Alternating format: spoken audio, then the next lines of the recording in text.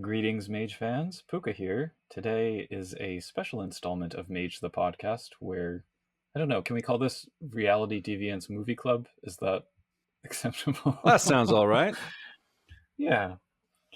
So I'm joined by Adam and Jenna. Greetings, Adam and Jenna. Hey, everybody. I'm here too. Hi. Hooray! So we've done these book club episodes where we've talked about various texts that are inspirational for Mage, some of them called out by the Mage books themselves, and now we're kind of taking a different approach and looking at movies. So we're starting with maybe a deep cut. I don't know if we can assume that most people even know about this film, Sneakers from 1992. It was requested. Wait, who requested it? The digital web Discord channel. Sneakers was listed. Hackers was listed. I got a lot of classics listed in terms of inspirations. Yeah, there were a number of movies that were quickly drawn into the discussion because you can't talk about the digital web without talking about the correct movies. I'm glad that Sneakers made the cut then, because it's not one that I think of as a particularly noteworthy entry in the canon. It is for me, personally. But it does have a classic computer hard shutdown. That is true, yeah. But with a button, because they're professional, they don't pull out the cord from the wall. So it does fit the criteria. Close enough. Excellent. So yeah, maybe we should explain a little bit about what this movie is and what it's about. So, first of all, just so everybody understands, this movie kind of starts in 1969 with a flashback and kind of showing two idealists hacking the government and pushing funds from Ronald Reagan's personal account to the national marijuana movement. So you can just take that as idealist mages and kind of anti-syndicate, anti-government, and one of them unfortunately gets arrested during that. And then we fast forward to the 90s, which has access to the most technology, which would be the rest of the movie. So that's the one limitation of the movie, is that we're kind of talking about some 90s technology, but they make it really fun. And actually, it's a heist. It's a very well-planned heist and very fun. And I kind of see every character as kind of who you would have at your game table. So they get contracted by the government, being a group that is kind of like reverse security. I don't know if there's a better word for that, but they... A Tiger Team, is that the correct? I feel like that's a term I've heard before, but I'm not sure if that's correct in this context. Well, basically what we're trying to get at, folks, is that they're shown in multiple instances kind of like breaking into a bank, for example, and then getting the money from the security deposit boxes and then going to the bank leaders and being like, okay, here's where everything is weak. And they get a clandestine deal from the NSA. Dum, dum, dum. Dun, dun, dun, seriously. And but the NSA can't do the task themselves, getting this special black box machine, because it's too illegal for government standards. So they hire the Sneakers team with a wonderful cast from the 90s, some really heavy hitters, and as well as Dan Aykroyd playing his future conspiracy self. But it works. It works. It's humorous, it's etc. So I feel like it's worth a watch. We are going to get into some spoilers. It has been out for multiple decades, so sorry. But basically, there's a super scientist that is a mathematician, and he has figured out some number theory, and they have been told that he's been contracted by nefarious foreign entities to make a code breaker, and they have to get his special device. And when they steal it, they realize it's not just any code breaker, it's the code breaker. It's like, are you going to say the line? Yeah. And yes. It's so much a code breaker that I could not watch this movie without thinking of Mage. I was just like, oh, yeah, that's some aetherite science right there. Everything was so extreme. So I feel it is a little easy to integrate some Mage in there. And then I'm going to volley to Pook for this one. So yeah, so the lead guy is Martin, played by Robert Redford, and his sort of right-hand man is Kreese, played by Sidney Poitier. And they're there to do the handoff, and Sidney Poitier realizes that the two government guys aren't who they seem. So they get suspicious. They walk away from the deal. Like, they hand over the box, but they don't get their money, and they start looking into it, and they're like, oh, these aren't government guys at all. What's going on? So Robert Redford's character decides he's going to go interrogate his friend, who's a former Russian spy. And the friend admits that they wanted the box, but they didn't take it. These two guys aren't on their payroll. So they go traveling in this car, trying to like figure out who's behind the heist. And along the way, they get pulled over by the FBI, who then shoot the friend and frame Robert Redford for it. One of the guys shows up and knocks him out before taking him to this mysterious office. And there he meets with his friend from the flashback who got arrested at the beginning of the movie, Cosmo, played by Ben Kingsley, wonderfully. So it's like they reconnect, but clearly Cosmo is still bitter that his friend abandoned him. For many years, Robert Redford's character thought that he had died in prison. So it's like, oh, you're still alive. And he's like, yeah, well, I'm still going to frame you for this murder because you abandoned me. Also, thank you for the code breaker. So he sets him up to take the fall for that murder and for the mathematician's murder, and has his goons drop him back in the city. He contacts the team, gets them together at his ex-girlfriend's so they can be like, all right, we're going to get this box back. We're going to cut a deal with the real NSA and clear our names, etc. So then they plan the most elaborate heist they've ever done, and they kind of like mix in social engineering. They have all this kind of gear that they use. It's an interesting sort of exploration of all the different moving pieces that have to all move very precisely together. There's like the sudden unexpected obstacles that come up. There's a chase scene. It does become very like action-y towards the end, but spoiler, ultimately they succeed and they escape the nefarious villain's office. They run into the real NSA with their agent played by James Earl Jones, again, wonderfully, and they hand over the box, but not before removing the magic chip that's at its center so that the real NSA can't actually use it, and now they still have all the code-breaking power. So yeah. The movie ends on an ultimate happy ending. The main character, Marty Bishop, gets his girl back that he wanted throughout the movie. All of the heroes get to name their dream payout, and they receive it from the NSA boss. And then at the end, they are using the code breaker chip to take money from bad groups and give them to good groups. And if you disagree with the people who wrote the script, then maybe you're one of the bad people. And that's the ultimate wrap up. My brother's headcanon is that the TV that they're watching, the little like clip at the end on the news where it's talking about these mysterious movements of money, it's within the Winnebago that Dan Aykroyd's character demanded, which I like. I like that they're doing that. I like that. Yeah. And I feel like, too, that for people who are listening to this and they're like, hey, I'm glad to get the gangs back together, but how does this Mage? I really watched it, and I felt like it could easily be a group of mages that could even be low level, versus we could go straight technocracy, or we could even do pentex with like some industrial espionage kind of thing. I felt it was very easy to rip the basic plot line from it and kind of create a little structure for an adventure. So now, hopefully when we're done with this, you can kind of see all Mage in movies and stuff like that, and it works together. But yeah, and especially since, it was kind of like the best hacker versus the best hacker, and they were once friends, there's this kind of virtual adept race against time who can do the most good with it, etc. Yeah, with the most good being a subjective debate within the film. It was the 90s. They had very specific of course. things. Well, the Russians were the obvious villain for like 20 minutes, and then that wasn't it. And then of course it was a government conspiracy. So it is a product of its times and who they picked as the hero and the villain.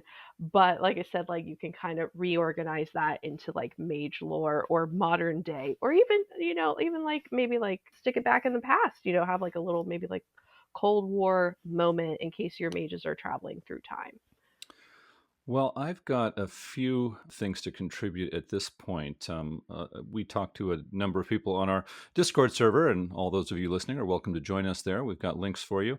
But on our Discord server, we often talk about books and movies that can give us inspiration for our Mage games. And so there's a lot of times where people are discussing a particular movie and saying, well, how could we sort of force this into the Mage mold or see it through a Mage lens?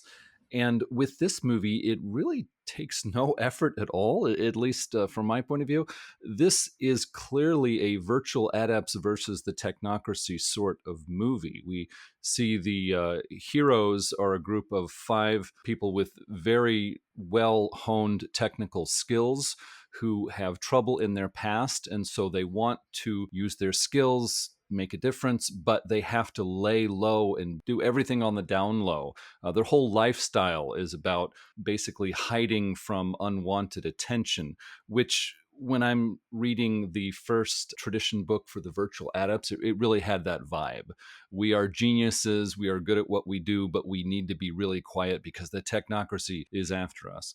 Also, the villain, Cosmo, is a very good embodiment of the technocracy. He has a vision to change the world, he claims, for the better, but the trouble is he cares about his vision, not other people. So throughout the movie, Cosmo is explaining to the main character, Robert Redford, that he's making the world a better place. He's one of the good guys. He has the correct vision, and that's why he hires thugs and shoots people and blows things up and kidnaps people and steals things. And so the whole time you're watching this, you're thinking, okay, he has a vision for a better world, but when you care more about the vision and less about the people around you, that vision can become harmful pretty quickly. So again, Virtual Adepts versus the Technocracy, you don't even have to squint to see this. And at heart, you could say this is a heist movie because most heist movies have a lot of preparation before the big heist, which is the climax of the movie. In this case, we get sort of 3 heist scenes, although the biggest is at the end of the movie. So it fits as a heist movie, but it also qualifies as a spy thriller. And what is interesting about this movie is even though it does have a plot that hinges on technical details, and so it counts very well as a heist movie, as a spy thriller, but it also has an ensemble cast of a number of very talented actors who are playing very interesting, nuanced, fun characters. So this is a sort of techno-thriller that you can invite your friend or significant other to watch with you, because not only is the technical details there for you, but there's also a lot of humor, warmth, character drama, quirky characters that would appeal to most anyone. So I think this movie did an excellent balancing act of appealing to a wider audience without losing its central focus of being a techno-thriller. Agree. And I think one of the things is that the characters were all friends or colleagues beforehand. They weren't recruited like an Ocean's 11 type deal. Hmm. So they had like a better repertoire, so you're just like it's almost like, oh, the family's here, like we know who's going to do what, and we know this character is going to get distracted by this, and etc. And I think that's what makes it a little bit different, is that it does feel like troop play Hmm. almost, which is what I was getting from the movie, the way the characters were set up with, like, you've been working for a while, you're at least coworkers, and you can have these like tete-a-tetes and know how to set things up. And that's what I feel like makes it easy, as a person who looks at things like for modules, makes it easy to get inspiration for certain scenes in this module. Their heist isn't, I only hired you to hack into the database. Their heist is like, well, this person's gonna go here, and this person's the distraction, this person's the extra distraction, and it's very much like an RPG game. Like I can see checks in the universe. I just realized I was going there, and I just like went full kind of crazy GM. But And they fail a lot of checks at the beginning too, I have to and point they out. do. Yeah, they do. And so it's like, that's why I said I feel like it's very much for a new GM or a person who's kind of like not maybe into this genre but experience with Mage. Like you could see, and then you could also get your troop from what your friends or maybe even a lucky enough paid group wants to play, and then you can set up the heist around their specialties. And I think this gives like an easy enough thing. It kind of shows you clearly who the NPCs are. It's subtle, but like when you watch it, you go, "Oh yeah, this totally works, 100%." Yeah, I can easily see this movie as a cabal of 5 player characters that are, irritating each other, helping each other, contributing. There are scenes where the characters actually get together around a table and they discuss, can we do this or not? Well, I know this. Well, you can't do that for this reason. And it's like player characters discussing what they're going to do in the next part of the game. So, oh, by the way, I recorded a short episode on mysteries and heists and specialty stealth situations. Check out that episode. We'll try to put a link in the show notes for you, because if you want to try anything like what we're seeing in this movie in your games, I think that episode could give you some systems suggestions in Mage that can help out. But yeah, like Jenna was saying, the movie emphasized the need for an offline team to help the ones who are online. I've heard of a few situations where you get together a group of players in a Mage game, and 1 or 2 of them have characters with really pointed technical skills, and they plan these technical heists or similar sorts of exploits. And the other player characters are sitting at the table saying, well, what do I do? Where do I come in? And this movie actually gives you a really good example of that. They have scenes where they are trying to hack into a security system. And so they need sewer guy, they need across the street guy, they need fake delivery guy, all these people who aren't doing terribly technical things, but they've got like a little earpiece and a little microphone hooked to the front of their shirt, and they're out there, dressed as a delivery man or carrying balloons and a box with a cake in it or something like that. And so they are vital to the plan, even though in the scene that you see them, they're not exhibiting a lot of technical know-how. And so it's just a great example of how a virtual adept character could take in the 2 other mages who know nothing technical and say, look, I really need you to do this or the plan falls apart. And the other players are like, all right, I'm in this. We're going to do this together. So very, very informative there. Can I give a counterpoint, actually? Because when you brought up first edition Virtual Adepts in particular, and then you've said Virtual Adepts, I was actually thinking of them as not Virtual Adepts. And maybe that's because I didn't really get into first edition, so I've always had sort of a more hackers and Matrix inflected view of them as being these sort of very grandiloquent geniuses who are like so into the web. But I like that idea of the earlier tradition being more subtle. And I was more thinking of them as orphans. But, either way, that aspect of including the social engineering and the hardware expertise and the mathematics, like all of those factors are equally important to the process of the heist, which I really appreciated. And I like the idea of Cosmo in particular being like whatever the proto-virtual adepts were who didn't leave the technocracy and ended up embedded in the syndicate instead. So they have this kind of like this rivalry of like, you left to go keep being idealistic and scrappy nerds like doing your own thing, while I went on to like put my ideals into practice using the tools of government and money and whatever. And that conflict undergirding kind of the tension, the dramatic tension, I think is really interesting. Yeah, Cosmo was interesting because he had the ideals, but he couldn't really pursue them because he was pushed into the harsh reality where he had to use his technical skills to get by and sort of, dream of his ideals when he couldn't actively pursue them. And so you get a sense in the movie that he's resentful of the hero, Marty, not only because Marty didn't go to jail and Cosmo did go to jail, but also because Marty was able to live a life aligned with his ideals, whereas Cosmo had to either give up his ideals or put them on hold while pretending he was still living by them, and that caused a kind of resentment inside him. And so I think there's sort of hints of these in the Mage books of different technocrat types who, they talk the talk, but they know they can't walk the walk, and so that makes them mad. But one other thing, just before we move on, this movie helped me a lot as a Mage storyteller, because when I look over the Mage rule books, I can think of applications in my games where I can call for mental skills or physical skills. But when it comes to social skills, I'm kind of fuzzy. It's like, people, persons, how are they going to help move this story forward? How are they going to fight the bad guys? But when you see this movie, you have was it Donald Creese, played by Sidney Poitier. He's kind of the number 2 guy for the main character. He has those social skills. And also the love interest for Marty is Liz, and she does not have any technical skills. But being a savvy woman of the early 90s, she has exceptional social skills, and she becomes vital for the team.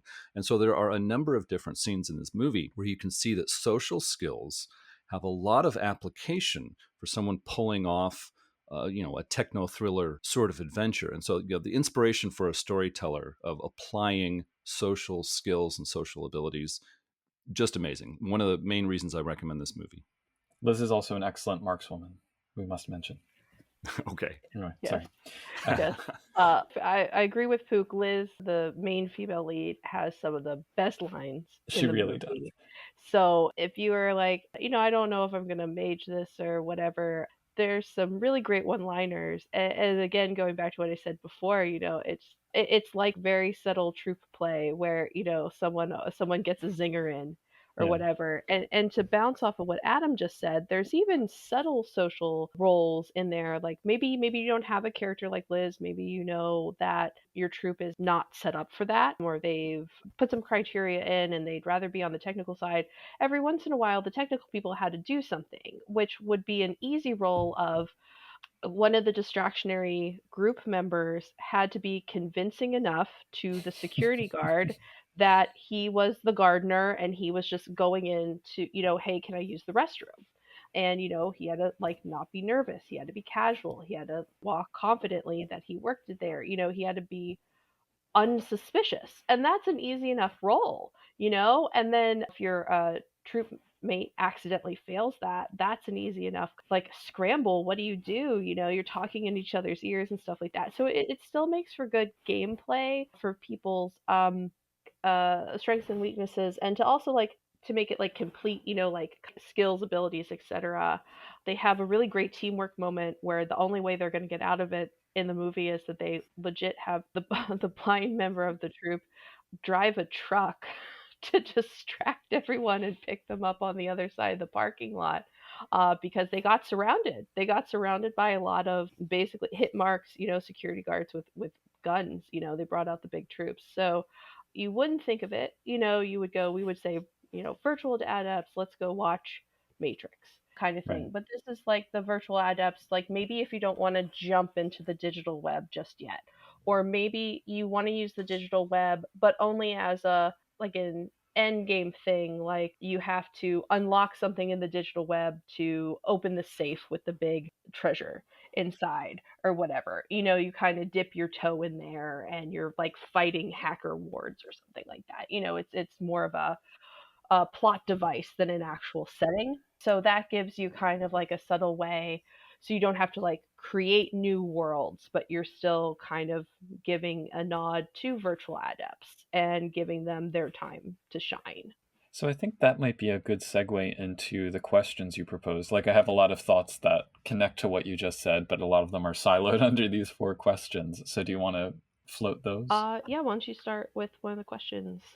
Well, you first asked us in the prep for this episode, how do you see this using the digital web? And kind of pointing to what you were saying, to me, the appeal of the film is that it's from before widespread adoption of the World Wide Web and the sort of wild-eyed approach that you get in films like Hackers a few years after this, or Matrix a few years after that. So it's fanciful but not fantastic about what the web is. And ultimately, it's a tool that they use, not an ideal in and of itself.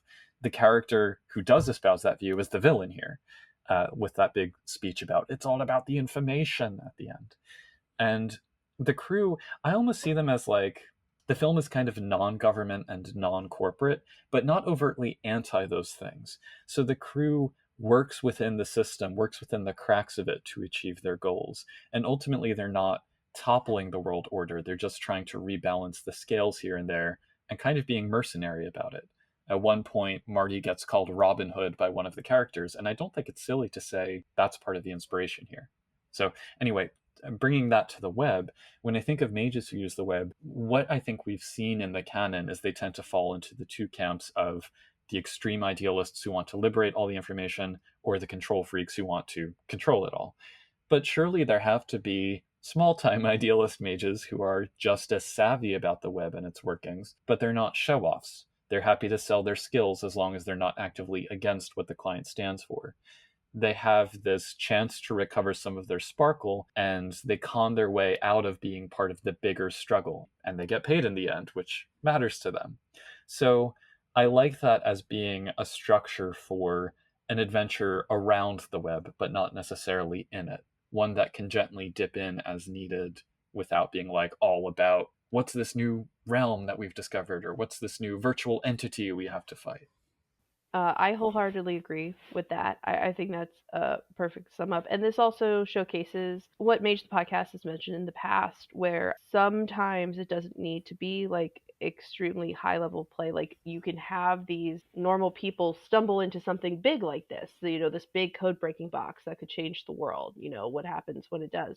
But this is a perfect example of they have a 9 to 5, and that's how they structured themselves. So like, when they have the chance to help or protest or do something silly and screw over their Russian consulate friend that they had been like fighting for years, kind of thing, they might take the jab. But this is very much they fall into the conspiracy kind of play, which is kind of nice for like maybe even like an opening module to a campaign. Everybody's just going about their business, and then we see the bigger picture, and then you can just level it up from there. Can I just say I rewatched this in preparation for this episode, and the person I was watching it, when they talk about the initial payout they think they're getting for the box, it's $175,000 split 5 ways. And they were like, that's it? That's all they're getting? I'm like, well, it was 30 years ago, but also like there's almost this like blue collar aspect to it, because they're not Ocean's 11. They're not after the hundreds of millions of dollars. They're just trying to earn a paycheck, And the main character, one of the things we need to mention is he had to split, from the villain, quote unquote, but he had to live in hiding. He had to use his hacking skills to change his name, scrub his records. One of the scenes is the fake NSA agent goes, "Oh, we have backgrounds on everyone. We wanted to make sure they're good for the job, that we wouldn't get screwed over if we were find out we're hiring you, and your folder is manila folder and empty," kind of thing. So I've had many people who want to be that, and they give an easy way for a game master to kind of like showcase that, add a couple special NPCs for a spotlight, and go from there. So it's like, yeah, they want to be subtle, although Sidney Poitier's character was also able to take his wife and family with his cut to like 3 different destinations in Europe on whatever that was 5 ways. So I was like, oh, that was a nice time. Oh, those 90s. Oh, those 90s, when eggs weren't $1 million. But anyway, Adam, any thoughts on this question? Yeah, you said it well when you said that this movie came out before widespread adoption of the World Wide Web and other aspects of the internet that have become so ubiquitous today.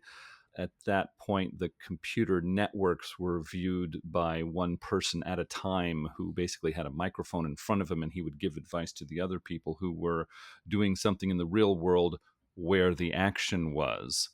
That assumption is pretty clear in the movie. The databases, the computer systems, they just have some information that's going to help people in the physical world do something interesting there. So in that sense, it's hard to fit this in with internet, digital web sorts of things. I guess you could see it as the dynamic that we often see with a lot of role-playing games was trying to bring in this expert hacker who helped the group. And so in a lot of 90s or early 90s role-playing games, there was the one guy who was on the computer, and he was at a separate location, and he had a microphone, and he talked to the other player characters who were in the action. And so a lot of games struggled with how do we put tension and risk on the one character who's sitting far away on a microphone, and so that you had interesting things like Cyberpunk 2020 or Shadowrun, where they try to have some computer threat to that person, but then you have like a separate game where it's like there's two games going on at the same time, and the game master has to juggle the two. And so that's not ideal for Mage games, but with this movie, I think it did a better job of showing how sometimes there's two or three guys with the microphone who are not in the action, but they're using their skills to provide important information for the person who is. I think it does a better job of balancing things there. Yeah. So then the second question we have is, can this just be a chronicle outright? Thoughts? I've said yes. I think if we were right, but I think it can definitely be like an opening to a chronicle. I think it can like lead to different things, and very much maybe your players start here and end up somewhere else, whether that's through a timeline or just kind of fixing the woes of the world that you presented. But I think this movie isn't as cut as dry as some other movies I talked about with the executive producers, like who have had a great time of running some games with. We've had some great conversations, but if you look hard enough, you can chop it up into certain scenes and really like lead your troop on this kind of more like international spy meets virtual adept kind of adventure. Yeah, there's the scene, I think roughly halfway through the movie, where the villain Cosmo is talking to the hero Marty, and he says, "It's not reality that counts, it's the perception of reality." Yes. You can't get more Mage. That is like It's a so made for Mage. Mage quote right there. Yeah. Like, Yeah. how was that? I mean, hey, if anyone knows if one of the books quoted it in their little chapter heading, please let us know. I was like, I wouldn't be surprised if it wasn't in something. I mean, I know I dropped a quote from it in one of my homebrews. Not that one, but a different one. Yeah. But I mean, getting back to it, could this play out as a chronicle or a story on its own? If you take it at a higher level, I would say yes. If you would try to follow like scenes and events and consequences from the movie, then no, because you're playing a game and you don't know how the dice are going to turn out. And so if you try to follow the movie too closely, you're going to be pushing your players to make certain decisions. And when they fail their skill rolls, or they don't want to do it, then you're going to get off of your plan, and that will be frustrating. But taken at a higher level, yes, this would be a great story that you could run in Mage. And again, because you have a lot of characters, they're all contributing something, they're all interesting, they all have their problems and their victories. And so this is a better template than most movies for something you could try in your games. I guess the real challenge comes in with the fact that here we are more than 30 years later, and the technology in 1992 is a bit different from, we're recording this in 2025. But when you have some familiarity with Mage, I don't think the technical advances are going to be much of a problem. There are still companies that want things. People still care about money. There are still techno-magical devices, with a capital D, that are very, very important. And so adapting this to a story that you can run for your players is not at all difficult. Just remember to keep things at a high level. And as you start playing through it, you're going to drift further and further away from the movie. But go with that. As long as you understand the principles that make the movie tick, you're going to be fine. Yeah, there's an old technique in screenwriting where you take note cards and you like put the scenes on those, and then you can see how they flow. And I would say actually reverse that, where if you watch Sneakers and you see a scene like there's Marty talking to the Russian diplomat, cut that scene, say, here's a great example of, oh, they can meet, they can meet at the same orchestra concert or whatever. And if they want to meet an NPC, put that to the side. And this is very much a movie that you cut it up by scenes and then you go in the order that your troop wants to, versus like trying to, this isn't a movie of, make it all go in order, because they might think of something else or they might jump right to the heist or whatever. And that's how like you can kind of be prepared. You can look at this movie and be like, oh, they decided that they actually really wanted a social scene, and they like the only way they can get the key card from the like worker scientist at the lab that they have to break into is to meet him at the grocery store and talk to him and take it out of his backpack or something like that. And so you can take different scenes like that, and then that's how you can prepare as a GM, which would be my advice. Kind of like, okay, get some notes like NPC scene. I have an NPC, and they're going to give this information, and then you can kind of tete-a-tete with how your players are dealing with the game, and you can retheme them. And this is also one where Cosmo as a villain, his core as a villain, and especially what Pooka and Adam were saying about like being an old timey technocrat, a technocrat on the cusp, that you can still have those kind of technocrats. One of the core motivations in this movie was that he had a deep best friendship relationship with the main character. That's not going to happen in every gameplay. He's not like a perfect cut and paste villain, but he is like, just like as a general character, you can take his backstory and how he had to work for the mafia and how he had to fake his death, and then you put your own motivations on there. So this does involve a little bit more of a GM prep in terms of like, you're not going to do this in order. Like Adam said, this is not a movie that's going to go boom, boom, boom, boom. But you are going to have certain scenes before others, because when we're role playing, it flows differently. You don't want to railroad them like that. And I think this is for new and old GMs alike. You can get a good flow just having this like slight prep, and then you're ready. Like, oh, they want to talk to someone who knows stuff. Let's get a security guard and talk to them, or like, let's talk to an old contact in the back, and etc. I feel that one of my biggest questions was, how do you make the I wrote treasure. I've been very ill and had a fever, so I just was like writing Listen, words that make sense. it works for Changeling too. Okay, so the black box, the device that they all wanted, was hidden in a answering machine, and that was a big reveal in a scene where they were doing surveillance, and they're like, what's wrong with this picture, what's wrong with this picture, where would he hide this, there's no hidden safe. Like, you could have done magical spells, or different like level 1 sensory rotes or whatever, to be like, where is it? And was there hidden in plain sight was, Yeah. it was an answering machine, and the scientist, they noticed on a bill that he paid for an answering service.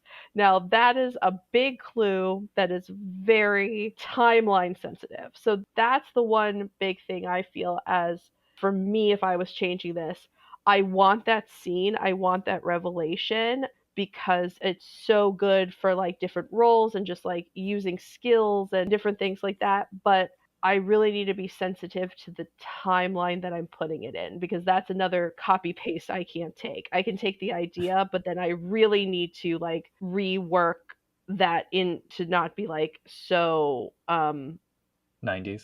90s. Yeah, I was thinking of like other words, and like I said, I'm getting over yeah. bronchitis, and my vocabulary is going downhill.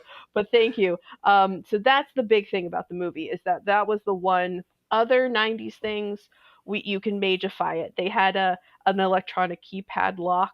I was like, you could kind of maybe punch it up with a better lock, or if you want to kind of make it more magical, you could maybe add some wards, so you have to do like maybe a little ritual spell before you go in and open some special areas or whatever.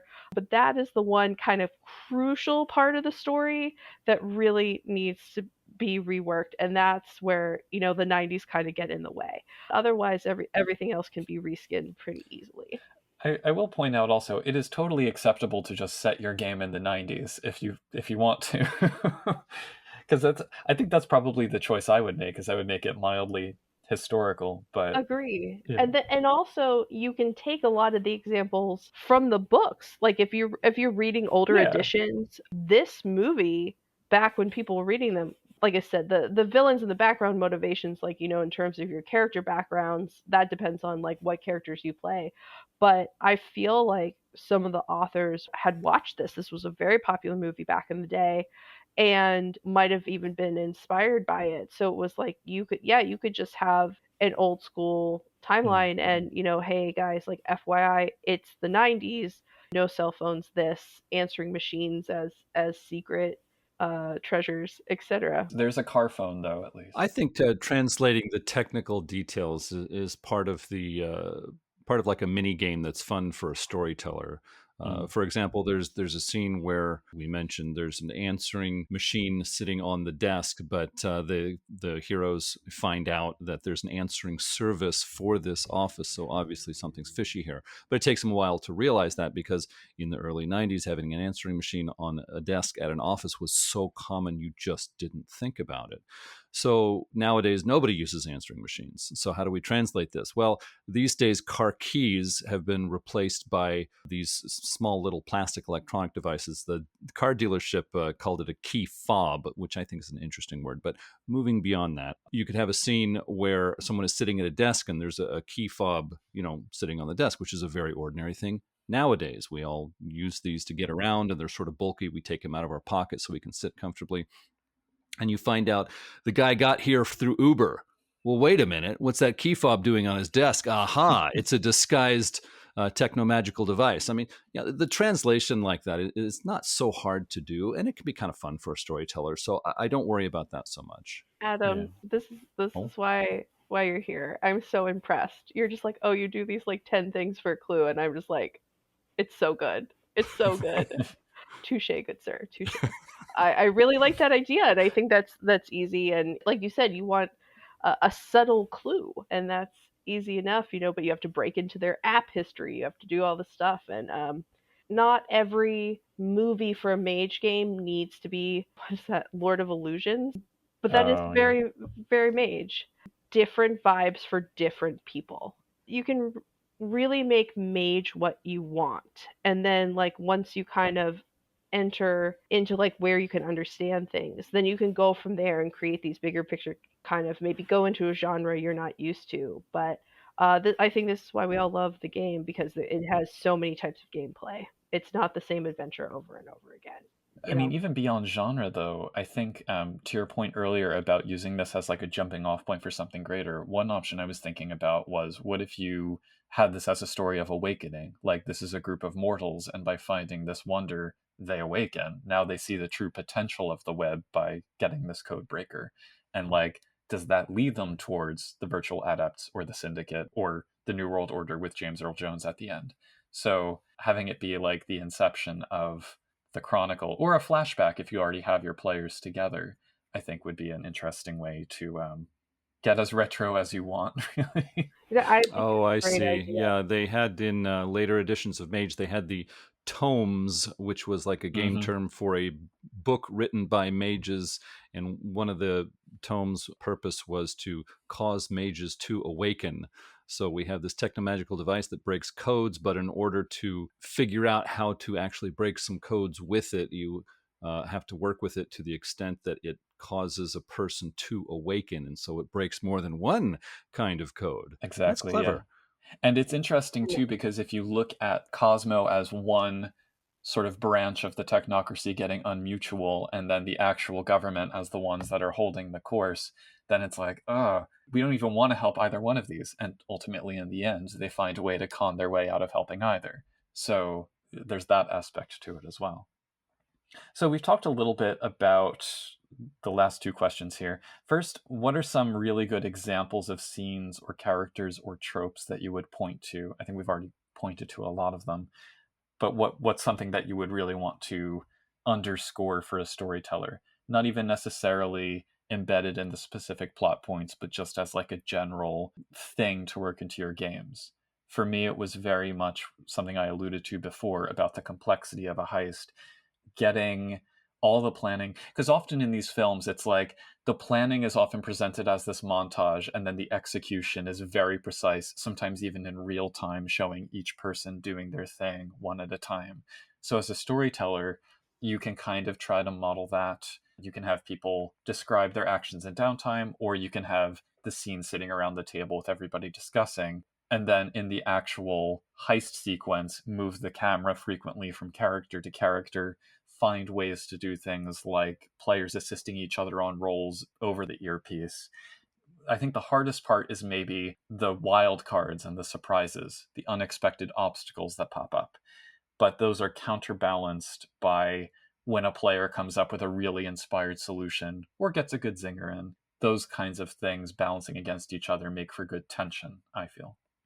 I agree, and I think the only note I have to add to that is that as a game master, that to take what Pooka said, that you can also set it up where maybe have one or two ideas like what happens with a failure, but like you don't really have to throw everything in the kitchen sink at your players. You know, you can just like let them go through the heist and prep because they will have a bad roll here or there and they might not get all the information during the quote unquote montage scene, or so maybe they have a higher difficulty roll later or whatever. So it's like you like heists are all about the prep, and they're one of the things that I will probably never write a module for because I find them very difficult.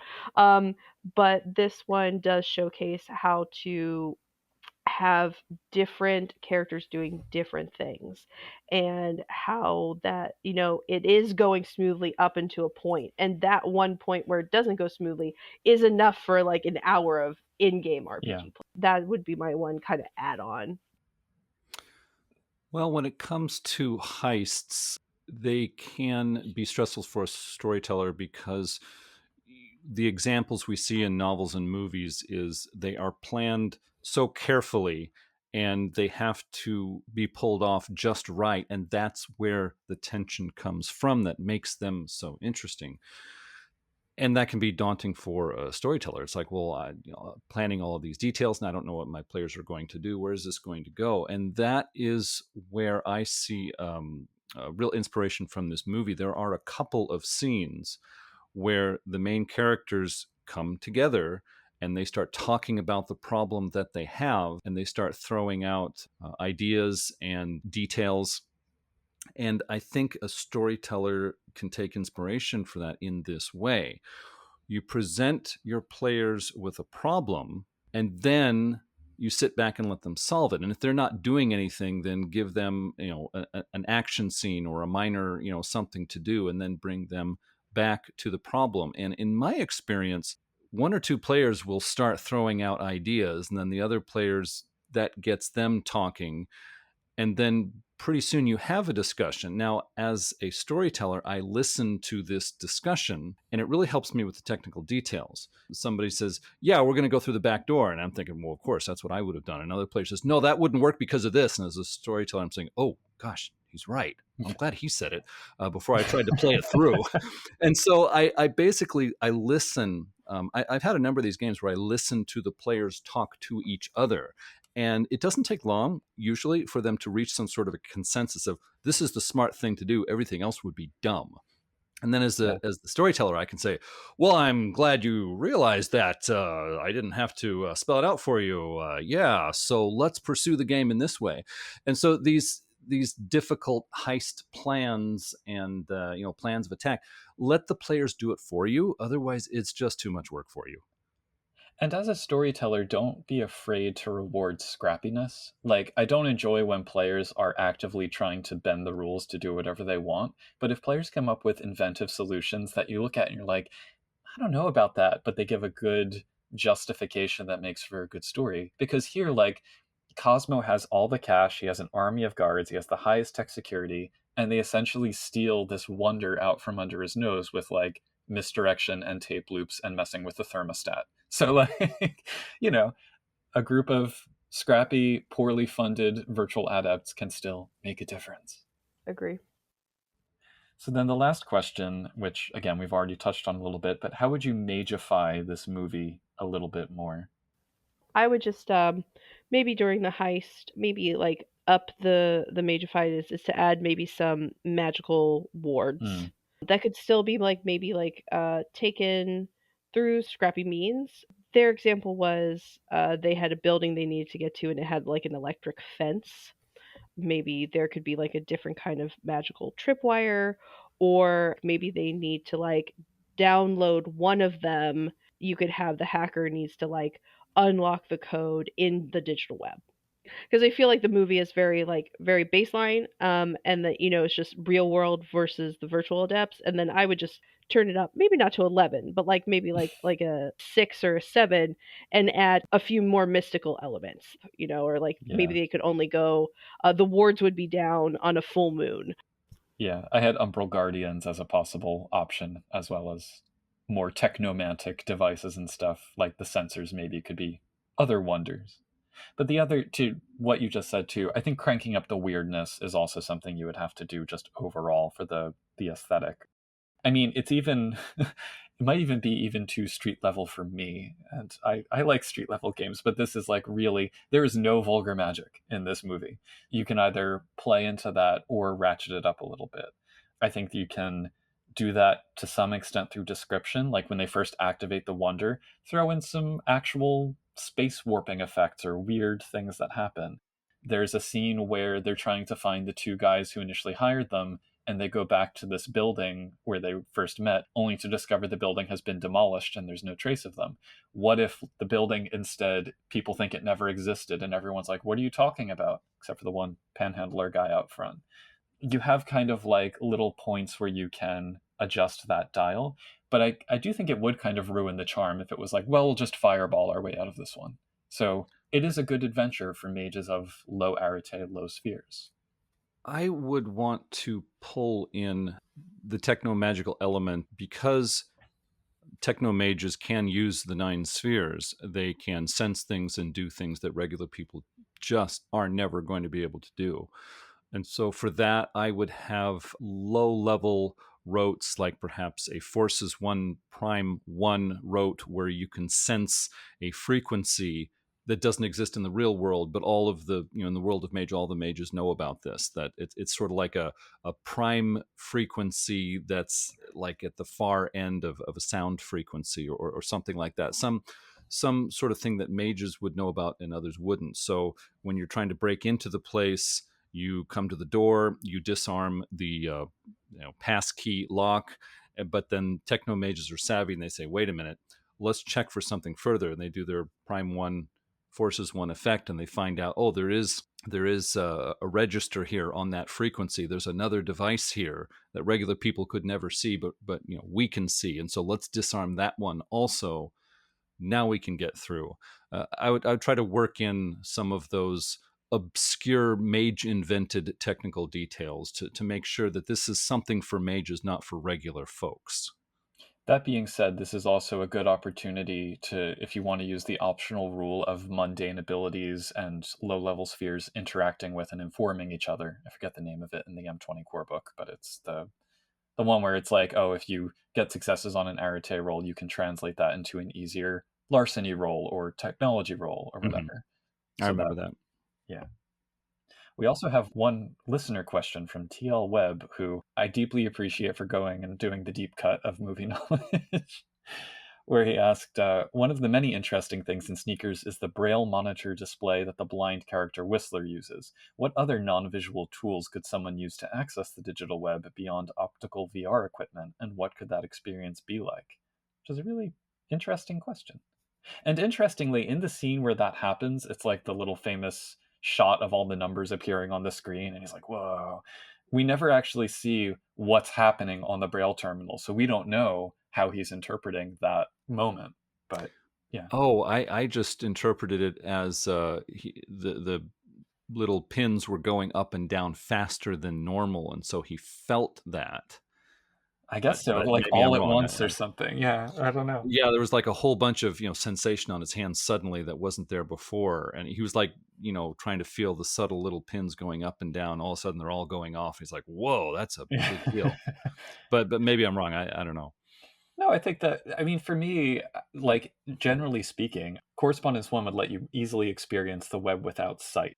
And anything that lets you hook your consciousness into it, sure, connect it to whatever sensory neurons you want.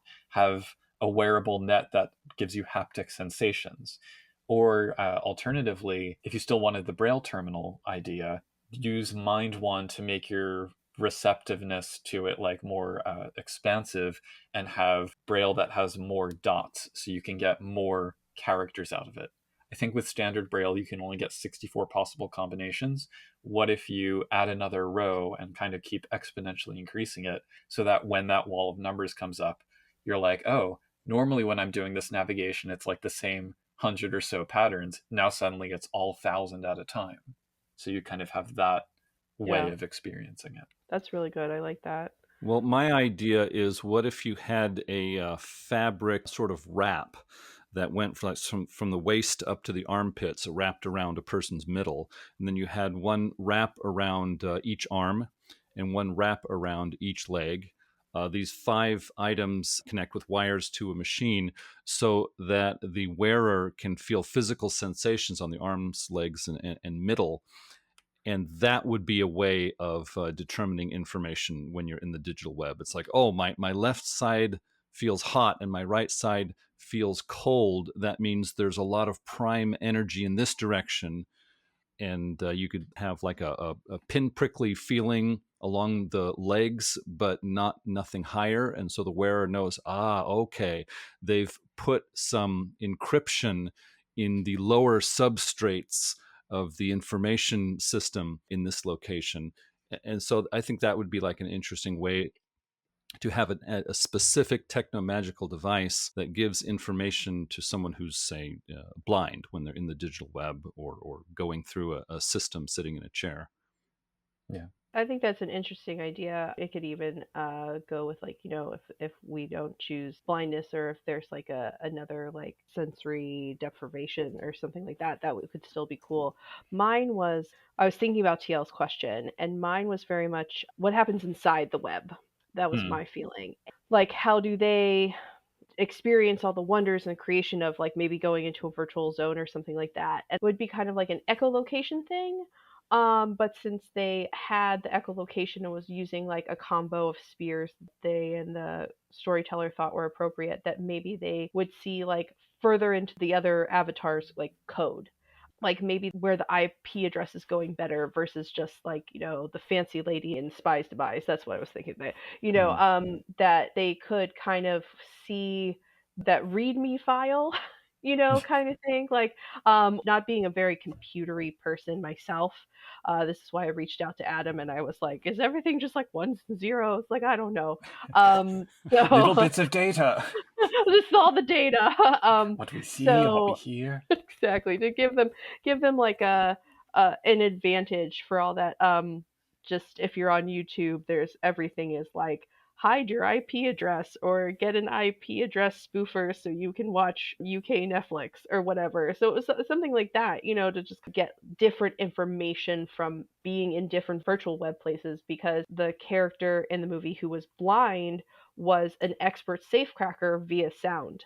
And then he would also do sound in different places where he would be like, oh, I hear this high pitched noise. They have infrared monitors, and that's how they knew that they needed to adjust the temperature in the office that they were breaking into. There's easy ways to work around it. And it was a great, like, I think, creative exercise for me for TL's question. And I appreciate it. Thank you to TL for generating such thoughts. Anything else? I hope we've kind of convinced people to at least check it out. I don't think the whole movie is. I know it's rentable. I don't think it's like freely available anywhere legally, but there are large chunks of it on YouTube, so you can go get a sense of it. I know I grew up watching the TV version of it, so if you do feel the need to trim the fat, the TV version cuts out many scenes that I didn't know about until I was an adult. So maybe that'll help you streamline the story. But I watched it many, many times, and it is quoted endlessly in my household. So Yeah, in prep for this episode, I just got a DVD off of Amazon. It wasn't expensive, and came right away, so it's not nice. that inaccessible. Yeah, and hopefully, if people dig this episode, maybe we'll have other movie analysis things for in a Mage context. Yeah, movies are a lot of fun. Less prep time for us, but also a lot of appeal to the different Mage fans out there on Discord. When we start talking about movies, there's more people chipping into the discussion than when we talk about books. And the aesthetic of it, too, we didn't really talk about, but I just have to call that out for this film, too. It really encapsulates, like, early 90s cosmopolitan. It's set in San Francisco. The score is one of my favorite scores, and they just do. I had a comment somewhere in my notes about when they first start to perceive this shadow war, like in the same way that you have the Ascension War, you have the government and the Cosmos faction, and they first start to perceive it, the cinematography of it works with light and shadow in lots of really interesting ways. I'm like, yes, these are good choices for film. But yeah. Anything else we want to say about it? Go watch it. Have fun. Yeah. Yeah, definitely a fun movie. Another way it plays into Mage is secrets is a major theme in this movie. We have Dan Aykroyd plays the character who goes by the handle Mother, and throughout the movie he is irritating people with his crazy conspiracy theories. But that was cleverly done because this movie is about real conspiracies that are actually happening, and so his crazy outlandish conspiracy stories sort of bring a subtle focus on that. One of the key phrases of the movie is too many secrets. There is a scene in the movie where two important characters are talking and they basically spell it out. Look, everyone has their secrets. Keeping your secrets is a part of just getting by in the world, but some people take it too far. And when there's too many secrets, something's got to give. And this just plays in beautifully to the whole world of darkness, which is about escalating levels of conspiracies. And so, yes, this is quite a good fit as a Mage movie. Got to recommend it. Yeah, well said. All right. Well, thanks everyone for tuning into Reality Deviants Movie Club, and stay tuned for the next installment. This has been Reality Deviants Movie Club for Mage the podcast where everything's made up and seekings do matter. Our foray into this new corner of media criticism through the Willworker's lens is made possible by our executive producers, whose esteemed ranks you can join at www.patreon.com/magethepodcast. They include the oracles of various unsolved ciphertexts or supposed ciphertexts from throughout history, namely Bad Company, Oracle of Beale Cipher No. 1, Banbandolo, Oracle of the Voynich Manuscript, Buck Gregory, Oracle of the Skeleton of Pigeon NERP 40TW194, Christopher Phillips, Oracle of Beale Cipher No. 3, Derek Semsick, Oracle of the Rohans Codex, Drawncap, Oracle of Jigsaw Puzzle Decipher 3 that foretold the coming of the Star Wars collectible card game, Guy Stewart, Oracle of the Dorabella Cipher by Edward Elgar, composer of the Enigma variations, Joshua Hillerup, Oracle of the Markovian Parallax Denigrate messages on Usenet, Sean Gallagher, Oracle of Papyrus Oxyrhynchus No. 90, Spartacus, Oracle of the Cryptogram of Pirate Olivier Levasseur, and the crew of Erebus, Oracle of the fourth passage of the sculpture Kryptos, whose artist has just announced that he will auction off the solution on November 20th of this year. So, get your syndicate buddies together to make the winning bid. Thanks also to Archmaster Andrew Edelstein, Archmaster Berto, Archmaster Dan Svensson, Archmaster Jeff Bryn, Archmaster Leroy Bryce, Archmaster Morgan Horan, Archmaster Simon Strand, Archmaster Wolf Larison, Alex, Alexander, Alexia, Amberversion, Andrews S., Blaze Hibbert, Bryce Perry, Bill Chartan, Sig, Cromwell the Archaeologist, Daniel Cuppen, Daniel Scribner, Darren Hennessy, David Roy, Dorcadus, Drunkdes, Ian Robertson, EBG, Eli Levenger, Eric Schwenk, Fuzzy Barra, Fuse82, George Larrick, Rachel Gage, Henry Kraft, Ia Pohl, Jade Baroth, James B., Jason Duncan, Jason Kennedy, Jeremy Z., Jervis Johnson, Joshua Rotella, Kathleen Halpern, Kevin Fitzpatrick, Chris Kinner, Leslie Weatherstone, Laws and Stuff, Makeshift, Manel Canos, Matthew Proyle, Maurice Hopkins, Melissa Krause, Michael Parker, Nabero, Nikita Klamanoff, Alder Wraith, Patrick McNamara, Rachel Grace, Ricardo, Robert the Robot, Rob H., Ryan Kendi, Ryan Stray, Samuel Tobin, Avnessa Starfish, Stephen Carton, That's Real Nito, Tyler Bryan, and Will Vincent. If you super liked this episode or super didn't, drop us a line at magethepodcast@gmail.com or talk to us at magethepodcast.bisky.social on Bluesky. We have a Hop-in Discord community at discord.me/magethepodcast. If you like us, please give us a review on the platform of your choosing or tell a friend about us. Also go to magethepodcast.com for show notes and all of our previous shows. For the road is long and Ascension awaits.